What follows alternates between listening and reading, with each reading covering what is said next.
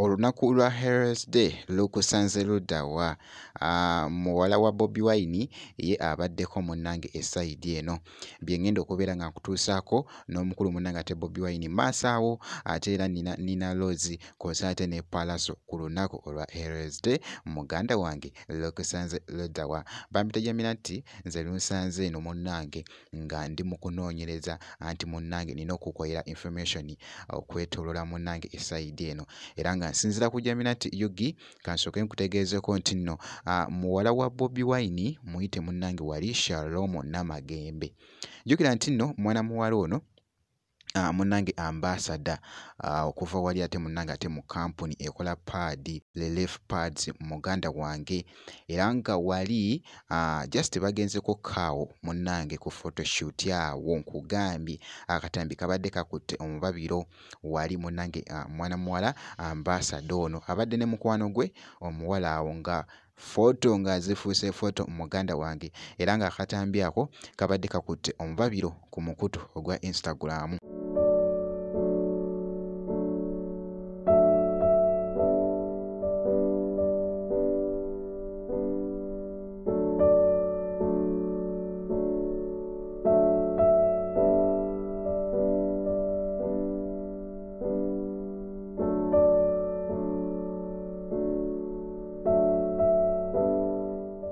Kakati era ku sayidi y'emu wabaddewo ko wali ekifaananyi ekibadde kitwedinga eky'omukulu Bobi Wine nga nno wali ku page emu ku mukutu munnange ogwa Facebook kakati nno ku lunaku luno olwa Heroes Day munnange wali era nga ataddeko obubaka n'agamba nti nno why do you think Ugandans take Bobi Wine as their hero? Gw'olowooza ki nga Abannayuganda munnange batekinga nga Bobi Wine nga munnange omuzira waabwe kiki ky'olowooza munnange essayidi eyo naye nga obubaka obwo bubadde bukyagenda mu maaso okutwedinga essayidi eyo era nga ku sayidi y'emu nkyekinzeko munnange ate ne ku Nina Rose ku lunaku olwa Heroes Day muganda wange lwemutambwidde ddala bulungi nnyo abadde ayambadde enkofiira ey'aba cowboy n'ateekako ne suuti wali muganda wange omukyala abadde anyumidde mu white era nga bogezaako okulaba ku lunaku luno munnange ate olwa Heroes Day essayidi eno era nga abadde ataddeko ku wali olugero olugamba nti nno amaanyi mu kutebenkera amaanyi munnange ate mu kusirika kino nno munnange ate kyekifaanana okugumira munnange ate embeera nga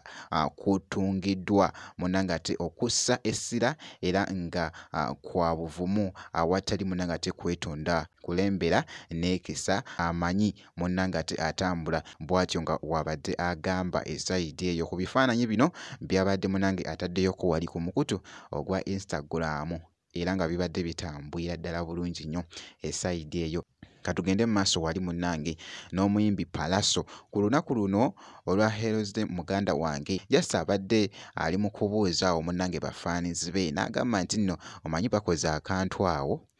nga bw'ogezaako okulaba mulimu muwala we akuba samabwati ne yeefuula muganda wange naye nze okusinziira ndabye nga muwala we munnange ate ye akikoze nnyo okusinga Pallaso gwe olaba otya muganda wange gwe alaba Jamina nti Yugi naye nze mu kulaba okwange nze we ndaba muwala we akikubye era nga bogezaako okulaba akatambi ako ku lunaku luno olwa Heroes Day munnange Pallaso bw'atyo bw'abadde akitambuza essayidi eyo.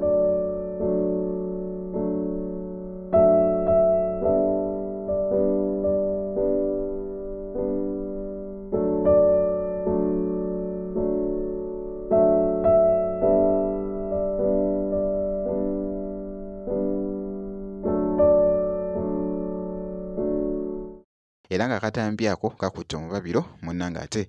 ku mukutu ogwa TikTok essayidi eyo era nga bwe ntyo bwe mukyekinzeko ojjukira nti nno omwana mulenzi oyo abadde yakata vidiyo ye